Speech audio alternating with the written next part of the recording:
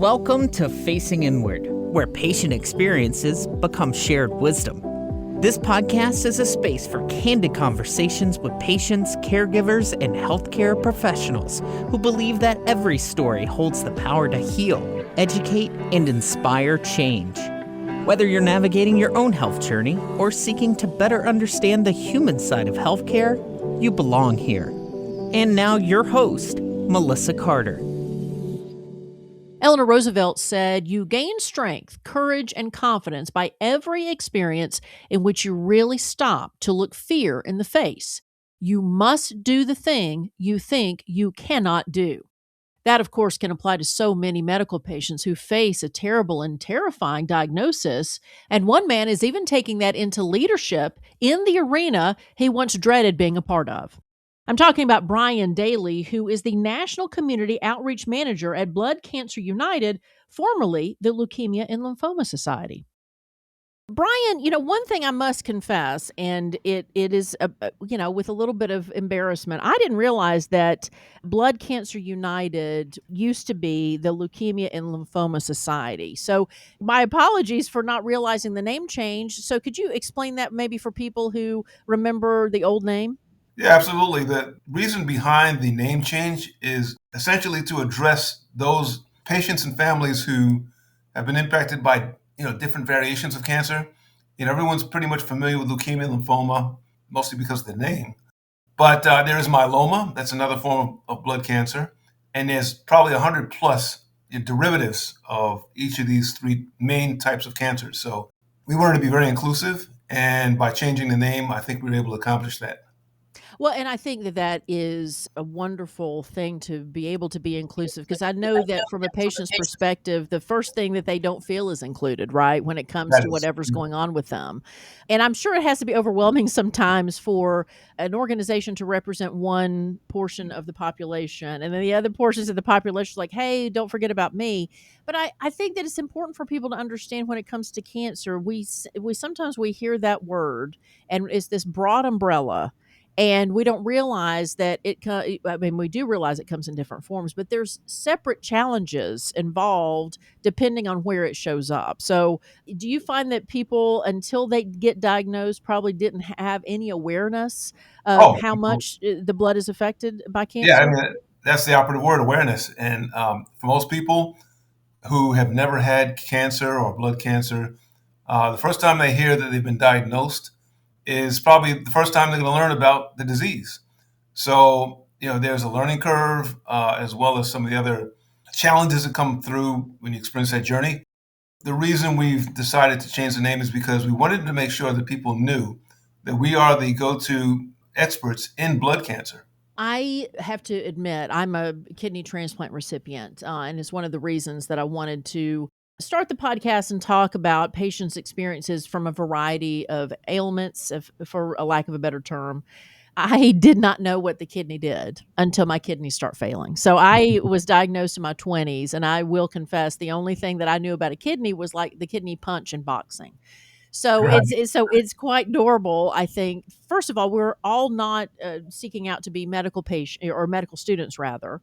Some of us may have paid more attention in biology than others, but it is very important to understand. I've tried to teach my son, who is 11 now, how important the body is as a machine, as a holistic machine, and to be aware of when the body's trying to talk to you. So that's what, when it came to Right. just hunger, or when he has an upset stomach or whatever it is. I've Sure. tried to reinforce that because, Bryon, talk about maybe some of the ways that people come to realize that something is wrong with them when it comes to their blood, because your body is always trying to tell you if something's amiss. Yeah, yeah. And to go back to your becoming aware Confession? of, your confession about becoming aware of kidney failure. You know, Similar to you, I'm a patient. I was diagnosed with multiple myeloma back in 2018, and prior to that, I had never heard of myeloma, nor did I know anything about the Leukemia and Lymphoma Society, currently the Blood Cancer United. So when I was introduced, I had an opportunity to kind of really lean in and learn a lot more about the disease. But you were asking about what are some of the symptoms maybe that Yeah. that you would realize that you may have a problem, not necessarily that you can identify what that problem is. But for me, it was a couple of things. One was I was very diligent about going to see my doctor on an annual basis. So my primary care physician was following some trends in my lab work. Specifically, my blood and urine samples were yielding a lot higher levels of protein. It would elevate over the course of a few months. So fortunately for me, I had a really good primary care physician who was tracking these things. And when he noticed that there was a trend, he became concerned. He expressed that to me, suggested first, let's go take a look at a urologist and see what he thinks. In the meantime, I'm living life day to day. I go to the gym. I work out maybe at least 3 days a week. And so I was in the gym one day playing basketball. I caught the ball sort of in an awkward position and I bent my finger back. Something, you jam your finger, that happens. I've done it, many times in the past. But this particular injury, although it didn't feel like it was severe, it just wouldn't heal. It took a couple of weeks and it still looked like it did the day before. So I went to the doctor. They did an MRI. They found that it was a fracture. My primary care physician took that piece of information and said, okay, now we're looking at your elevated protein levels in your blood and urine, and now you've got a fracture from something that typically would have been a sprain. And so that's when the red flag went up in his mind and said, okay, let's have you speak to a hematologist. And then the next step after that was an oncologist, where we did the biopsy, and then they made the diagnosis from there. The importance of doctors, right? Because I have seen, and I'll tell you this, I was walking through a hospital recently. I had a doctor's appointment, and I won't name the hospital. And the doctor was in one of the adjacent buildings to a hospital. Well, he was running late. They let me know he was running late. And I said, that's fine. I'll get some steps in, right? So I'll walk to the hospital. I'll go to the gift shop. Like I'll just walk the halls and then I'll come back. And I noticed that there was nobody was talking to each other, right? In the hallways, people were Mhm. not like being, hey, festive season, how you doing? And Right. then there was one moment that really struck me where it was, and she wasn't quite elderly, but an older woman who was in a wheelchair. She was in her street clothes. She was being wheeled to what seemed probably was a routine scan of some kind, and she was like light and she was cheery and she was talking, and the woman who was pushing her was just blank expression and giving like obligatories, uh-huh, and yeah, and that kind of thing. And I just Mhm. remember being very sad by that Mhm. as a patient, because in my experience, it's not only a lonely one, but it's also sometimes very terrifying. And Absolutely. you realize you're the only one going through this, and so you need a smiling face. Even if when I would go to the hospital cafeteria and there would be the smiling cook, right, who would just tell me to have a blessed day, that means Mhm. so much. Sure. Compared to someone who may be healthy and just kind of rushing through their day. Point being, I was like, are we at a point now where the medical community is so overwhelmed that they can't even muster the energy to be able to show that kindness like they may want to? Because I'm giving the benefit of the doubt. If you're in the medical community, there's a reason you want to be there and heal people. But anyway, so Bryon, your story is like, oh, well, thank goodness he had good doctors and had people who were paying attention to what's going on to get you to that diagnosis, as opposed to, unfortunately, some doctors who may not be paying attention to their patients. Do you find that with the people you work with at the Blood Cancer United, that maybe sometimes they've had bad experiences with doctors? Sure. We have a lot of staff members who are patients and have been diagnosed with cancer, but we also interact with patients who are going through that journey as we speak. And I tell you, Melissa, it's that thing when you notice that your provider or the person who's you have immediate connection with, who's supposed to be caring for you, is indifferent. I've seen it. I was very fortunate. I had a lot of family and friends that pitched in. You really have to suit up when we go through this battle. You almost have to come out of yourself, which is hard enough when you're going through this experience, to accept the vulnerability, take whatever assistance you can get. It's all about healing, and sometimes patients aren't even aware of how to do that. They're not good self advocates. They don't have people around them that can advocate for them. That makes it that much more challenging. It must be a wonderful community to be a part of at Blood Cancer United, where you, like you said, it's fellow patients. You speak each other's language. And that's not to fault people who have not been diagnosed with anything, certainly, because I mean that's the that's the dream, is to be healthy and never have to face these things. But when you do, you tend to like seek out someone who has some kind of empathy or understanding. And like I said, with our corporate medical environment, it's getting lost that just a smile or a kind word or a happy tone when seeing someone makes a world of difference to those who are suffering. So when you got diagnosed, what was the plan? Like, how do you treat? And you said multiple myeloma. Is that correct? What you were Yeah, diagnosed with? that's correct. Yeah. That's right. Your oncologist will work with you by, looking at your lab work, seeing what stage you're at, and really prescribing a treatment. And you're a part of this team to select, what the best treatment is for you. Hopefully, you'll be offered an opportunity to participate in a clinical trial, which also comes with its own set of challenges. If you're not familiar with what that means, you're not being experimented on like a lot of people think. As far as treatment, when your oncologist tells you you've got, a set of options here. You've got A, you can do a standard line of treatment. B, depending on your level of severity, we're going to give you this mix of drugs, and this is how it works, and this is what it does. So you're going through a crash course lesson in how to treat your specific type of blood cancer. Even if it is multiple myeloma, that it's not doesn't mean that everyone gets treated the same way. Everyone's physiology is different. So it really depends on how you respond to these drugs that you're prescribed. The standard treatment typically for me was you get chemotherapy so they can reduce the amount of cancer cells in your body.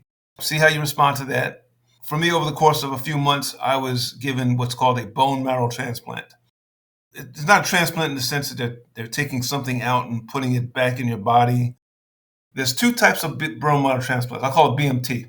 You've got allogeneic, which means that you have to find a donor who matches your blood profile and will be able to contribute cells that will be planted in your body and will grow and help you heal. Or you can donate back to yourself, sometimes, which was I was fortunate to be one of those people, and that's called autologous bone marrow transplant, or BMT.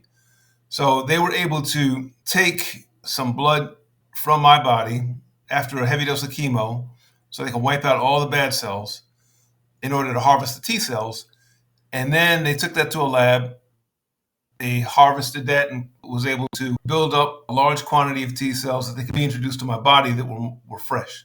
And those T cells, this was fascinating to me. The doctor told me that the way that works is when they re-inject you with that, or they inject you with that new product that came from your body originally, then they know exactly where to go in your body to plant themselves like a seed. Wow.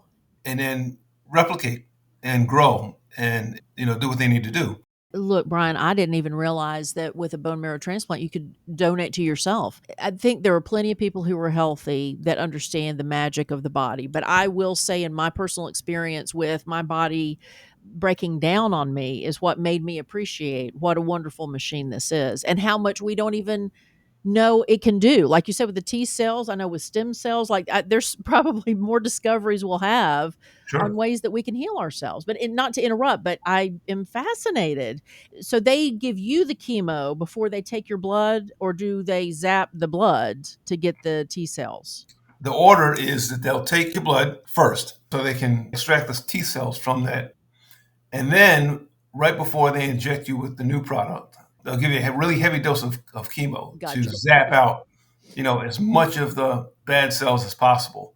Basically bring you down to a zero immunity condition, which case you're susceptible to all kinds of germs. But they do it within like a 24-hour period so they can get those T cells in your body as quickly as possible and get them to start working. But in the meantime, I was pretty much out of the public domain. I had to be quarantined for about 90 days. Yeah. So I couldn't go out except back and forth to the hospital for treatment. No public restrooms, no grocery stores. And keep in mind, when I was diagnosed, I was fortunate that this all happened before COVID. So for those Yes. patients who were experiencing COVID during their diagnosis, Yeah. I can't even imagine the level of anxiety when I had my transplant was 23 years ago. I was fascinated by the clean rooms in the hospital. I had to be in a clean room because with the transplant, they had to bring my immunity down because of fear of rejection. And then they kind of experiment how much they can bring your system up. And then I take medication for the rest of my life to keep Mhm. my body from rejecting the transplanted kidney. Mhm. But like you said, that was way before COVID. And that's why, I tell family and friends, and I say it on this podcast a lot, it's the debate of the healthy, right? If you're debating whether to get your vaccine, or you're debating whether to wear a mask, or you're debating at the time whether to go out or not, it's like, well, you're blessed to be able to have the debate. It's not a debate for me. I have no option, right? Yeah, I was in the house a year longer than everybody else because I didn't trust people. sure. Because if you're fighting on whether to get a shot, then I can't trust you with my health because you obviously don't understand how all this works. And so when they have to put your immunity that far down, then they do protect you. You are you are isolated, and Sure. and it's amazing how you have to protect yourself from things you can't even see. Yeah, it's a life or death decision you make every day. Yeah, exactly. When you had your T cells brought back in, how fast, you said they seed themselves and they start going to work immediately. What was the time frame like for that healing process? That's a good question. I really couldn't tell you because it wasn't a noticeable difference. It had nothing to really compare it to, except for Gotcha. I knew that I was getting better, and they were following, the lab results. That was really the indicator to say that okay, the T cells are working. The conversations I would have with my oncologist, I'd say after about 90 days, I felt confident that I can go out there, still continue to mask up, get my COVID shots because that we were now in the midst of COVID, and really just pay close attention to exposure to anything that may compromise my immune system. Right.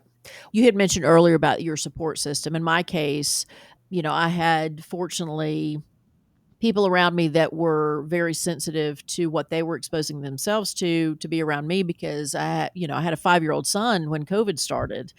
Mm. So, Yeah, unfortunately, his school allowed him to learn from home because of me, and they gave options to there was a whole classroom filled with children remotely who were part of families who they had to be careful, right? And that's so important again because as a patient, not only are you depending on your family members, you're depending on your doctors, like it puts you in a position of having to have complete trust in other people. And if yeah, you're someone that has a problem with that, you have to really learn quickly to let go of any control. You have to be part of a community, right? yeah. And I tell you, Melissa, you and I are both very fortunate that we have people in our lives that are willing to make that sacrifice and be our caregivers. Yeah, But there's a lot of folks out there that they don't have that support system. that's right. That's one of the things that drives me and our staff here at Blood Cancer United. Some of us have been through the journey. Even the ones who have not are very empathetic. We understand that all patients need care, regardless of where they come from, who they are, or how they identify. When you're vulnerable, it's very difficult to achieve a level of positivity. Yeah. And that's important when you're trying to heal, being positive and trying to reduce your stress level. So And that's why I mentioned Brian earlier about watching the woman being wheeled by the hospital staff member. yeah, It's the for those who may again, you don't have to go through something in order to support the cause. I certainly don't think that, but I do think that there may be some things you may not realize are important, like the kindness. yeah, There was one person who had asked me, they had a friend who was going through, I think it was kidney failure, and they were asking, what is something that I can do for them and be a good friend? And I said, don't talk about their bodies. Don't ask them how they feel. right, Don't right, 15,000 people are asking them how they feel. They want that one person to come to them and say, "Oh my gosh, I got to tell you this story having nothing to do with health." You right. know, Yeah, you want somebody to treat you normally just because you're sick. all of a sudden people tend to get nervous or not know what Sure, to do. sure. And I know their intention is good, but like you said, I mean, it could be as simple as, "Let me tell you about the soap opera today," and, "Oh my gosh, you've gotta watch it. We gotta watch this together," and and distract their mind. So, Brian, I wanna go back just for a second because, to talk about, Blood Cancer, United and how you got there, because how rewarding it must be to be able to have this knowledge and this experience and now being able to help other patients like yourself. Yeah, I can't even tell you how grateful I am to be affiliated with this organization. It's really a purpose-driven mission for me. I've had jobs in the past. This is not a job. This is something that I literally volunteered to do after becoming well enough after treatment. But my first exposure to the organization was as a patient. My oncologist office had a patient liaison. They had a bunch of resources to give the patients, some booklets and pamphlets, websites, and such, so that the patients and their families didn't have to go on the internet and Google stuff, Right. right? Oh, So, don't do that. yeah, don't do that. And so I got this packet of information from LLS, and I read through it. I was very impressed, just from reading the material. And I felt like they knew they were the go-to resource if I had any questions about cancer. After becoming well enough, as I mentioned, I not only took advantage of some of the benefits because they did have parking reimbursement for me. And so parking, depending on where you're located, may be $10, $15 a day. All that stuff adds up. If Absolutely. you're going every day for 30, 60, 90 days, you're spending hundreds of dollars on just parking. Right. So they were able to provide some subsidies to offset that. I thought that was great. Again, it's the thing that people don't think about. Right. It's the gas to get there. If you don't Yeah. feel well, the Right. the motivation and the energy to make it, and then Sure. the parking, and then if you're going in there to eat, you might, if it's a facility that has a cafeteria. Yeah, and you don't want to burden people who are pitching in and helping out and telling them they got to pay to park, Right. in addition to the gas that they've already used. So that was impressive. And when I decided to volunteer, I was familiar with the patient and community outreach manager in my area, and it was a natural transition for me to go out there and do the work and be a servant leader. I met other servant leaders and made me even more impressed because of the level of their commitment. When I was offered the opportunity to join the staff, the person who recommended me was my predecessor for the role that I'm currently in. I guess that made it easy for them to decide this is a person. I had myeloma, so I'm a blood cancer patient. I've been exposed to how to do the work at the grassroots level and do it with passion. And so it was a win-win, for both me and them. Brian, I could talk to you all day about this because, again, when you talk with someone who's been through a life threatening circumstance, the perspective is different. The philosophy of life can be different. I shouldn't say it is with everybody, but I think that I believe being sick is an opportunity to really appreciate life more and to No doubt. live your life differently. And so, two last questions. One, how can people get involved with Blood Cancer United? And then the second one is, and I'll remind you, I just want to give you the forewarning that it's basically, what do you want people, and especially the medical community, to do better or know, or how do you want them to change how they handle patients? Well, let me just say this about the medical community. You've got some fantastic medical providers and nurses, doctors who we could not heal without their expertise and skill and empathy.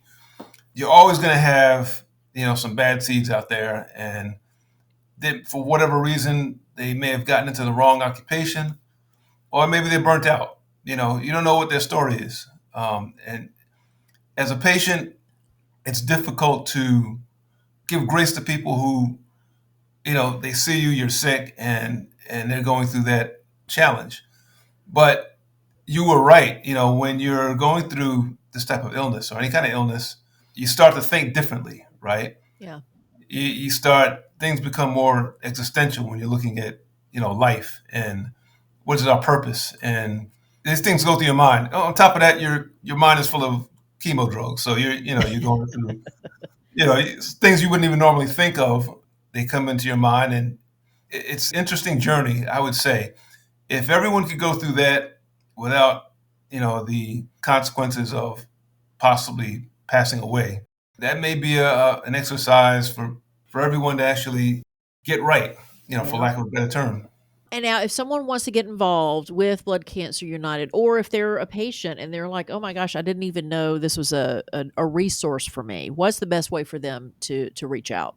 Best way is to go to the website. We've got a really comprehensive website. We just did an update along with the rebranding. So things are still evolving. We're still adding more resources to that site. But if you would go to bloodcancerunited.org, you can navigate and find anything you want, whether it's volunteer opportunities, employment.